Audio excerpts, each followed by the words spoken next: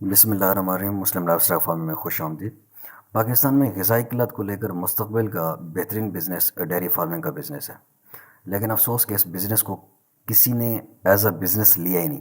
Farmer اکثر نقصان اس وجہ سے اٹھاتا ہے کہ وہ سمجھتا ہے کہ اگر کوئی ویٹرنری اسسٹنٹ ہے تو وہ سمجھتا ہے کہ شاید یہ ڈیری فارم چلا لے گا، یا یہ کسی گوٹ فارم کو چلا لے گا، یا کسی کیٹل فارم کو یہ چلا لے گا۔ ایسا نہیں ہوتا ہے۔ یا پھر کوئی ایک مارکیٹنگ کا تجربہ رکھتا ہے۔ تو جب بھی آپ کوئی بزنس سٹارٹ کریں تو اس کے لیے ایک ہی بندہ ساری سروسز پرووائڈ نہیں کر سکتا۔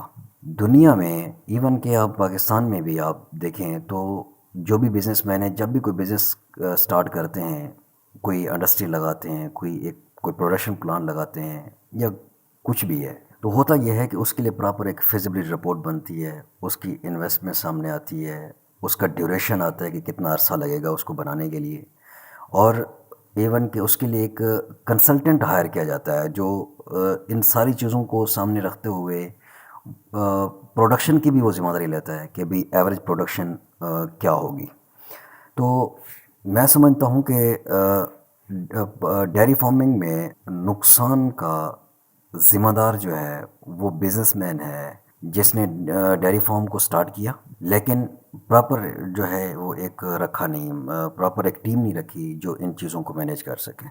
اگر اسے تھوڑی بہت بیماریوں کا پتہ چل گیا، اس کا علاج وہ سمجھتا ہے، یا نیوٹریشن کو سمجھتا ہے جانوروں کی، تو وہ سمجھتا ہے کہ بس میں جو ہے کہ وہ یا پھر وہ صرف اس کو ون ڈے کو سمجھتا ہے، تو وہ کہتا ہے کہ بس جو ہے وہ ڈیری فارمنگ کا انحصار جو ہے ون ڈے کے اوپر ہے، اور وہ اس کو سٹارٹ لیتا ہے، اور رزلٹ یہ نکلتا ہے کہ 2 سال یا 3 سال کے بعد وہ کہتا ہے کہ میں نے لاس کر لیا۔ ضرورت اس عمر کی ہے کہ بھئی اب یہ ہونا چاہیے، اگر آپ نے کامیاب ہونے ہیں فارمنگ کے بزنس میں، آپ جس بزنس کی طرف جا رہے ہیں اس سے ریلیٹڈ ایک کنسلٹنٹ ہائر کریں۔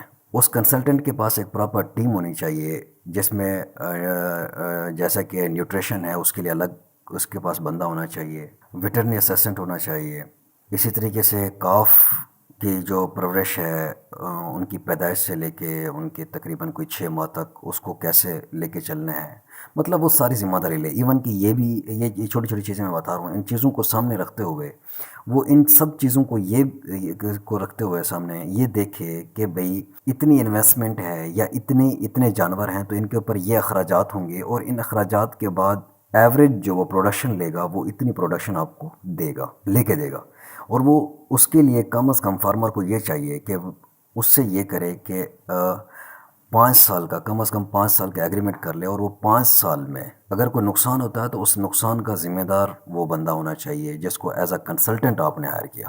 یاد رکھیے گا، اگر آپ سوچیں کہ بھئی اگر کوئی آپ بزنس کرتے ہیں اور آپ سوچیں کہ سارا کام میں خود ہی کر لوں گا، تو آپ نہیں کر پائیں گے۔ بھلے آپ جو ہے وہ کچھ دن کے لیے کامیاب ہوں، لیکن میں سمجھتا ہوں کہ بزنس میں کامیاب ہونے کے لیے آپ ہر چیز خود نہیں کر سکتے۔